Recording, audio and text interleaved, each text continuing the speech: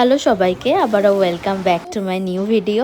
অনেক দিন, ইনফ্যাক্ট অনেক বছরেরই অপেক্ষার অবসান। ফাইনালি আমরা তিনজন মিলে একটা ট্রিপ করলাম। ডেস্টিনেশন ছিল তাজপুর। আগের থেকেই আমাদের বাস বুকিং করা ছিল কালো সোনা ড্রিম লাইন ধর্মতলা থেকে সকালবেলা 7:15 বাস। কিন্তু ওই দিন সকাল থেকেই প্রচন্ড পরিমাণে বৃষ্টি পড়ছিল, আর সেই বৃষ্টি মাথায় নিয়েই সৈকত আমাকে পৌঁছে দিতে গেছিল ধর্মতলায়। তবে বৃষ্টির জন্য পৌঁছাতে একটু দেরি হলেও টাইমের মধ্যেই পৌঁছে গেছিলাম। আমি তো ফার্স্ট টাইম কালো সোনাতে ট্রাভেল করলাম। অনেক ভালো রিভিউর সাথে সাথে অনেক বাজে রিভিউ দেখেছি, তাই একটু ভয় লাগছিল যে কেমন হবে, কিন্তু ট্রাভেল করে বুঝতে পারলাম খুবই ভালো। এক্স্যাক্ট টাইমিং, ওনাদের ব্যবহার আর যথেষ্ট স্পেসিয়াস। যাই হোক, তিনজনে মিলে গল্প করতে করতে কখন যে কোলাঘাট এসে গেছে বুঝতেই পারিনি। আসলে মাঝে মাঝে আমরা দেখা করলেও এইবারের গ্যাপিংটা অনেক দিনের হয়ে গেছিল।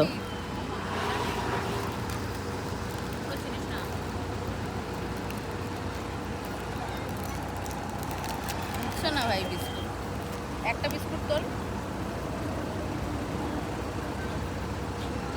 সকালে যেহেতু 6:15 মধ্যেই বাড়ি থেকে বেরিয়েছিলাম, তাই আর কিছু খেয়ে বেরোতে পারিনি। তাই এখানে চা বিস্কিট খেলাম, কেকস নিয়ে নিয়েছিলাম। Black gold, black gold.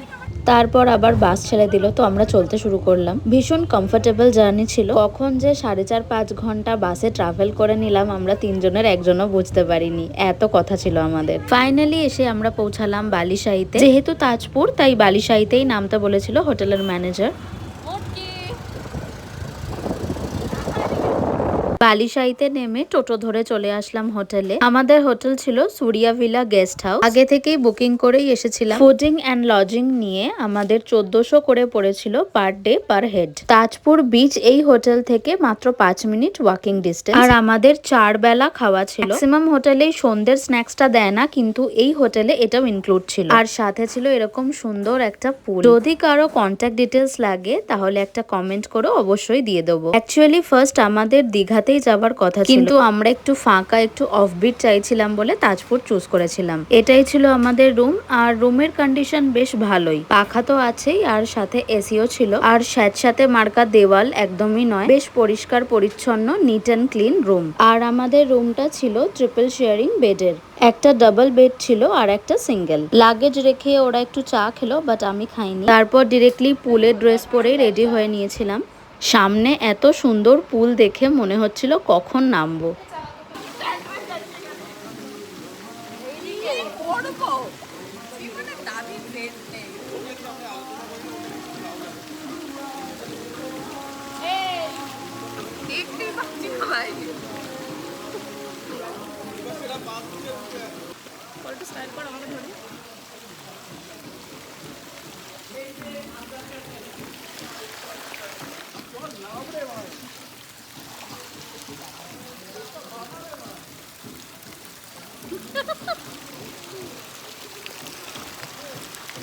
বন্ধ করে দাও। এটা কেটে দেবো, এটা কেটে গেছে। পুলে অনেকক্ষণ স্নান করেছি আর ভীষণ মজা হয়েছিল। সেই সকাল থেকে এত হুড়োহুড়ি হচ্ছে, এবার খুব টায়ার্ডও লাগছিল আর খিদেও সেরকম পেয়েছিল। ফার্স্ট দিন আমাদের লাঞ্চে ছিল ভাত, ডাল, আলু পোস্ত আর মাছের কালিয়া। মাছের অপশন অনেক রকমের ছিল এখানে। আমি নিয়েছিলাম কাতলা কালিয়া, আর ওরা নিয়েছিল ভোলা ভেটকি আর পাবদার কালিয়া। আর শেষে ছিল চাটনি পাঁপড়। প্রচন্ড জোরে খিদে পেয়ে গেছিল আমাদের সবারই। খেয়ে দিয়ে রুমে এসে আমরা কিছুক্ষণ ঘুমিয়েও পড়েছিলাম। ঘুম থেকে উঠে হালকা রেডি হয়ে গেছিলাম বিচে। সকালে যেহেতু যাওয়া হয়নি, আর সমুদ্রে এসেছি, সমুদ্র দেখবো না তা কি করে হয়। আর আমার চুলের কালারটা এখানে খুব ভালো লাগছিল, যার জন্য আমি নিজেই বারবার ভিডিও করছিলাম। যেমন বলেছিলাম যে হোটেল থেকে 5 মিনিটের দূরত্বেই সি বিচ, তো এসে পৌঁছালাম। তবে সমুদ্রের জল অনেকটা দূরে ছিল, মনে হয় ভাটা পড়ে গেছিল।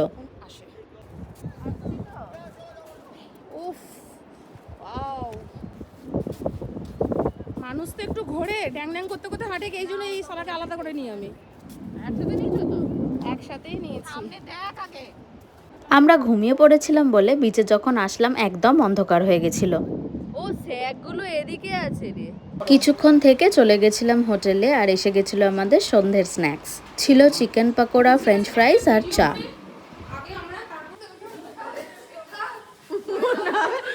রাঁচির পাগলা গারদে নিয়ে যান রাঘমণ্ডল। মাঝরাত থেকে বৃষ্টিও শুরু হয়ে গেছিল, তবে সকালে বাড়ি থেকে আসার সময় যেরকম বৃষ্টি পেয়েছিলাম সেই অনুযায়ী এখানের ওয়েদারটা বেশ ভালোই ছিল, একটুও বৃষ্টি হয়নি। ডিনারে বেশি দেরি করিনি, তাড়াতাড়ি খেয়ে নিয়েছিলাম রুটি আর চিলি চিকেন।